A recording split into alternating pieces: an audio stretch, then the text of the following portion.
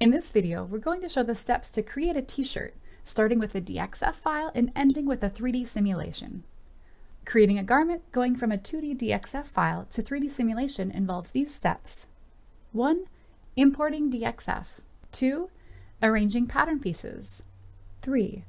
Preparing pieces. 4. Stitching.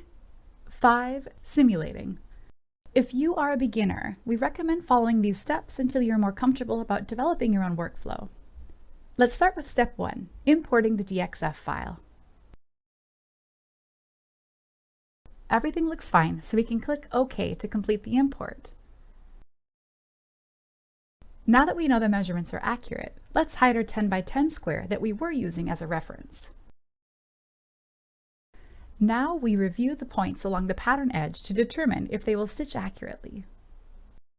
Reviewing this piece, we decide to change one point to a corner point. We're doing this because the corner point separates the line segment, making for easier stitching later. Next, we will add piece or edge symmetry. As a beginner, it is best practice to add as much symmetry as possible.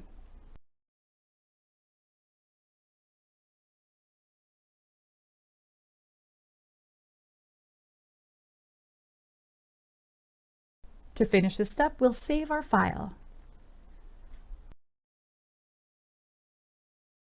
Step 2 is arranging pieces. The first thing we want to do is to make sure we are arranging on the correct avatar. For this file, we want to use Olivia. The next thing we want to do is line up the pattern pieces in the 2D window. Because the pieces maintain their position once in arrangement mode, lining them up first makes arranging that a little bit easier. Once we are in arrange mode, what we need to do is move each pattern piece to the cluster area of the body it should drape from. Remember that we can also arrange the patterns into clusters within the 3D window. We complete arrangement by moving each of the pattern pieces into the appropriate cluster. We'll save our work. You can pause here if you need more time to arrange the patterns. Now we are ready for step 3, preparing the garment.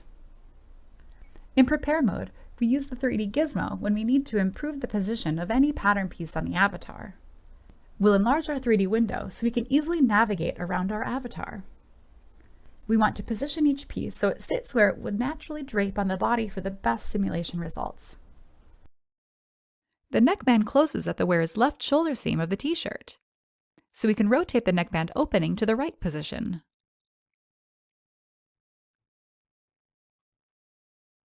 We also want to move the pieces so that the edges are visible as we navigate around. This helps make stitching easier. As always, having completed this stage, we make sure to save our work. Now we are ready for step 4, stitching.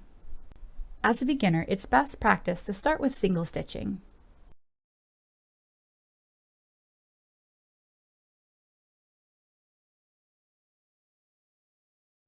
Notice that when we hover over our neckband edge, it is one continuous line segment. Since we know this edge needs to be sewn to multiple pieces, we use the multi-stitch tool. Note that if we had changed the notch points to corner points, it would break up the line segments, and we would not need to use the multi-stitch tool. Again, we'll save our file. Now stitching is complete, we can start step 5, simulation. If we miss a stitch, it's easily noticeable during simulation. We can fix this by going back to prepare mode and stitching the missed edge.